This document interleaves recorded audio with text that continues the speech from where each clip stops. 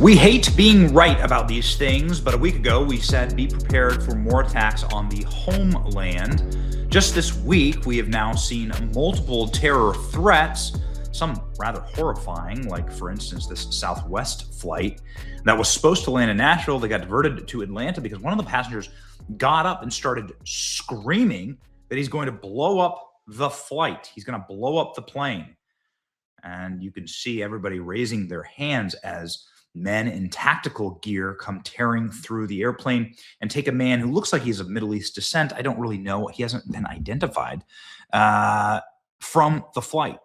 Apparently, this individual was screaming, "I have a bomb and I'm going to blow up this plane." Well, we're back again, ladies and gentlemen, with another crisis inside of an airport, mainly because we live in a time when there are people that literally are bombing U.S. embassies. For instance, this just happened in the last 24 hours. Norwegian police are investigating a bombing at the U.S. embassy. It damaged the embassy. It filled the entire embassy with smoke. In Norway, crazy, right? In Norway, you can see, obviously, Norway is really suffering from their diversity, really thriving on their diversity, equity, and inclusion. It's like the same thing in Manhattan, where these two just brilliant scholars here have been now federally charged. Apparently, these individuals did, in fact, hurl true explosive devices. Ibrahim Nick and Amir Balat, 18 and 19 years old, they threw glass bottles filled with nuts, bolts, screws, nails, and so on, with a fuse, and they were real explosive devices. They yelled "Allahu Akbar" as they chucked these explosives, and now you can see them. And it's just such geniuses. There's like 4K cameras rolling in every direction, throwing them at a black cop. So is this a hate crime now? I mean, hopefully. Anyway, the point is that this has now been confirmed. And so if somebody says they have a bomb, then you need to believe them, because this is literally happening. It's happening on tape now. It's happening in 4K. You can see it right here. An important reminder that all the headlines are wrong, by the way. They weren't. Everyone says they were bombing Gracie Mansion, where Orhan Mandami lives. It's the exact opposite. They were bombing anti-Islam protesters, right-wing protesters, and these are Islamic extremists, and they were trying to bomb the anti-Islam protesters, not the other way around. They got it all twisted. Everyone's getting this twisted. Anyway, point is, this was a twisted headline also from today. Airport evacuated. Kansas City International Airport evacuated. Passengers flee out of tarmac. Bags grounded. Why? Bomb scares. Same thing. Same thing as what happened earlier in the week here with the Southwest flight. This is the exact same operation. There was multiple massive bomb threats to the actual airport itself. Let's read. Kansas City International was evacuated. Thousands and thousands of travelers fled through the runways of Kansas City. Wild scenes. I'll show you that in just a second. The FBI says was a bomb threat. Confused and terrified passengers carrying bags through the tarmac following reports of a potential threat inside of the airport. The Midwest Hub statement on X, FBI Director Kash Patel says the threat was reviewed and the terminal was swept, cleared, normal operations then resumed. This is a federal crime, he says, and law enforcement partners will investigate to see who is responsible. Just after 3 p.m., the airport provided an update. You can see here all of the people walking out the terminal, on the runway, on the tarmac. It's crazy because we saw this same footage. I mean, what a wild week it's been. When Mexico collapsed, right? When they killed the cartel leader. Mexico collapsed. People inside of the Kansas City airport just like wandering about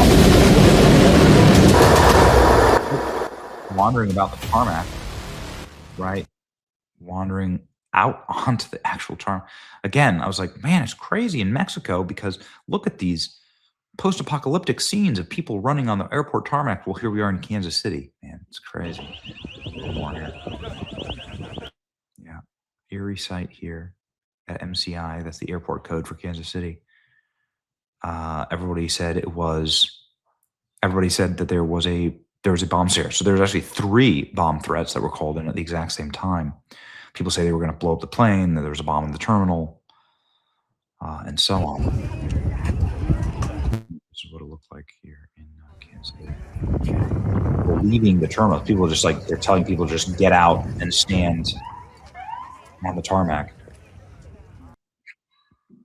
So obviously you could see the trend line here and what they are trying to do.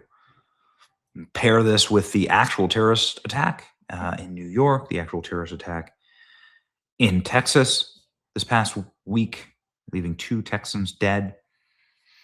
So the credible bomb threat, all planes are being swept.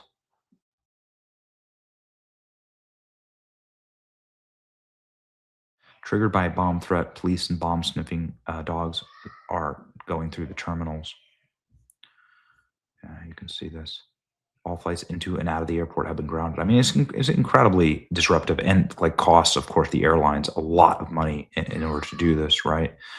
Like, and so like to stop all flights in and out, it's like completely disrupts travel. So even if you're not like actually taking some, you're not like, you don't have a real bomb, you're like massively disrupting and causing loss with travel in the travel systems here in this country. So, ladies and gentlemen, we're going to keep an eye on this. Obviously, like we're going to continue to report once again. Here we go. Update on the Kansas City airport threats. Law enforcement partners quickly responded to the scene. Thank you to our federal partners for the coordination at Department of Transportation.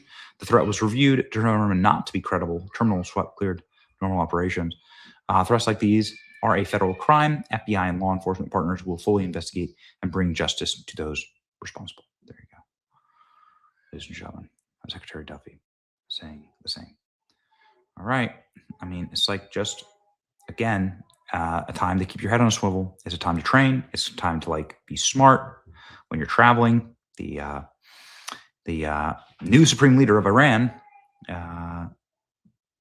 is elected. It's the Ayatollah's son, as Iran says it is not seeking a ceasefire. We'll see how long that lasts. It's his kid. So they have a new supreme leader. Yikes. Anyway, we'll see what's happening, ladies and gentlemen.